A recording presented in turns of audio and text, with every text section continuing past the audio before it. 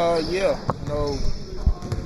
it's always good to play at home too, because you got the crowd behind you. But I feel like when you go on the road, it's more of, everybody got to stick together. You know what I'm saying? And every road game is going to be hard. Big 12 is one of the hardest conferences out. So being on the road first, and getting a road win, that kind of shows, the caliber team that we have, to go on the road and do what we're supposed to do. How are you health-wise? Oh, I'm good, yo. Emmanuel was telling us that maybe some of the tough games that y'all had early in the year will help. It's not like you're going in 15-0 like you have in the maybe it's good to get a little adversity. You kind of feel like, this will help later on. Yeah, definitely. I kind of like the schedule that we had. It tests us early because that's how some of the games going to be in March. And just playing, tournament teams early, it kind of exposes us to our strengths and our weaknesses, for stuff that we can work on going into the Big 12 and in March. So getting tested like that is early, is always good because there's always time to room to improve. On the topic of non-conference, what do you feel are some of the lessons y'all learned? Just learning how to execute at the end. Knowing that every possession count. And when you play against a good team, you got to get up on them early and trying to get them out the way because good teams won't come back on you, because they're good. So just trying to take care of leads late at the end. Situational stuff, free throws, just little stuff that we got to work on moving forward. Obviously you don't want to miss a game, but is it a case of where you have to think, long term, the whole season, and you got a long season ahead? Yeah, that's always a thought, but as much as I think like that, I always want to be out there for my brothers. But just still being cautious and being a little light on my feet. Also give me time to recover and get all the treatment that I need to be 100%. When the time comes.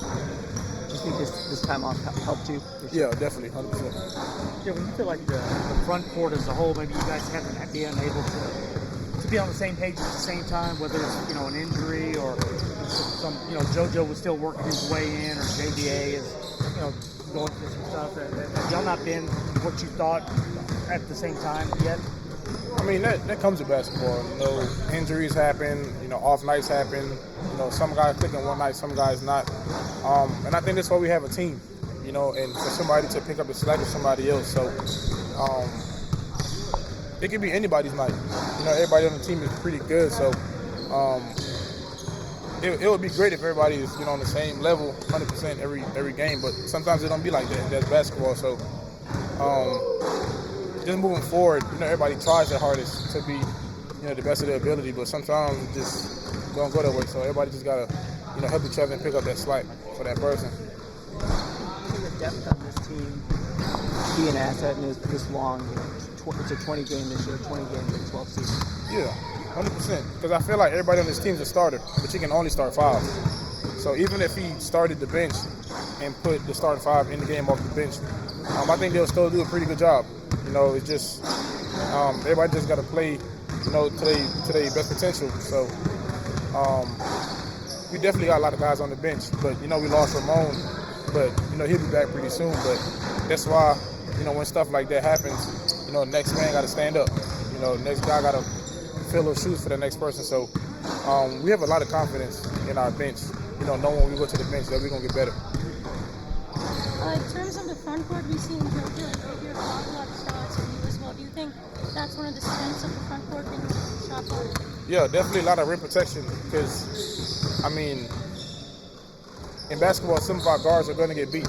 We're not going to keep other guards out the paint because they're pretty good. So with that happening, we need the presence of us to come over and not even block a shot, but alter it, and make the shot a lot, more difficult than what it is. So just having shot blockers around the rim, it gives us an opportunity to get rebounds and runouts.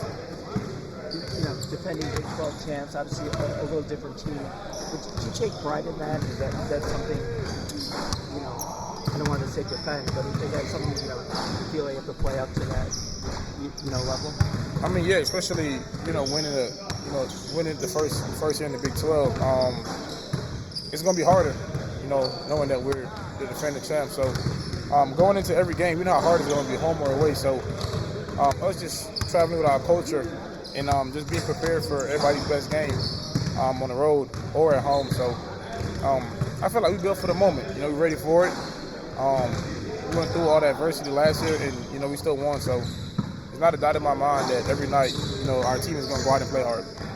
Your non-conference, how do you feel like you guys as a team have adjusted to the virus? He just got to keep learning, you know, keep building his confidence. He's only been with us for a couple months. You know, he's still learning, he's still getting better. And he's did pretty good up to this point, you know. We love his game, pass first point guard. He can score, he can defend. But we just need him to keep going, you know, have his confidence level up, and he's going to take us a long way. What did you learn in your first year in the conference you can help you this year?